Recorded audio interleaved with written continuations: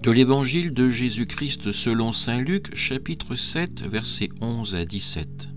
En ce temps-là, Jésus se rendit dans une ville appelée Naïm. Ses disciples faisaient route avec lui ainsi qu'une grande foule. Il arriva près de la porte de la ville au moment où l'on emportait un mort pour l'enterrer.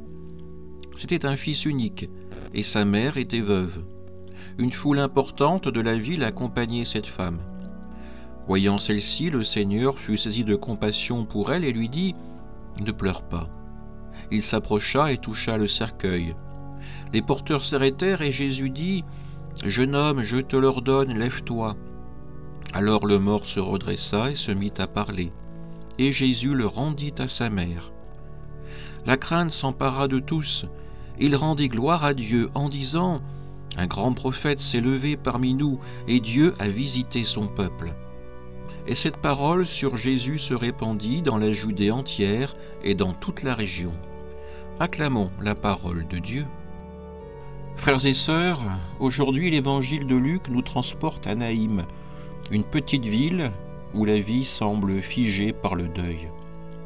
Jésus, entouré de ses disciples ainsi que d'une foule joyeuse, approche de la porte de la ville.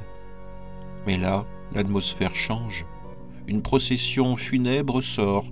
On porte un jeune homme mort, le fils unique d'une veuve. Autour d'elle, une multitude de la ville, muette de chagrin. Cette femme incarne la détresse absolue. Veuve, elle a perdu son unique soutien, son avenir, son espoir. Dans ce monde, c'est la ruine totale pour elle. Et Jésus, il voit, il ne passe pas son chemin, il n'est pas indifférent. Voyant celle-ci, le Seigneur fut saisi de compassion pour elle. Ce verbe saisi est fort, une émotion viscérale, un élan du cœur qui le pousse à l'action.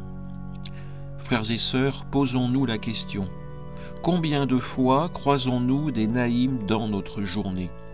Une mère en deuil, un père peut-être ruiné, un autre, un ami, brisé lui par la maladie. Jésus nous enseigne, la compassion n'est pas un vague sentiment, elle est un mouvement qui nous rapproche de l'autre, qui nous fait toucher sa douleur. Ne pleure pas, dit Jésus à la veuve. Pas un ordre sec, mais une promesse.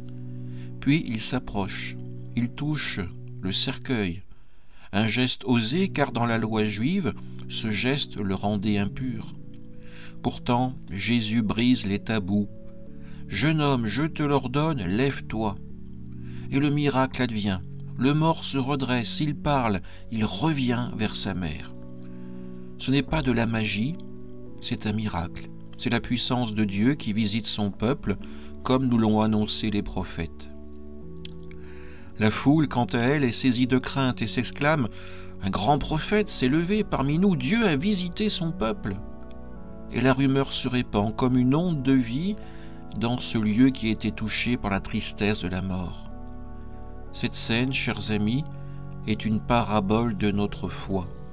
Jésus, le Fils de Dieu, vient toucher nos cercueils intérieurs, nos peurs, nos échecs, nos morts spirituelles.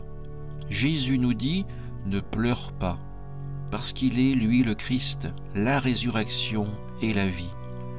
Comme la veuve, nous sommes invités à lui confier nos deuils, ceux qui nous paralysent.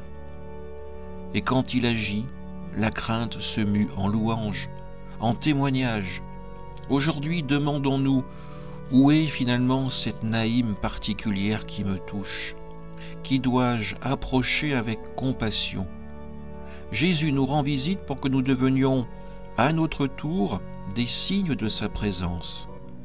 Que cette parole nous pousse à la confiance. Dieu visite son peuple et rien n'est perdu pour lui. Que le Seigneur, dans son amour, dans sa grâce, nous ressuscite chaque jour. Amen.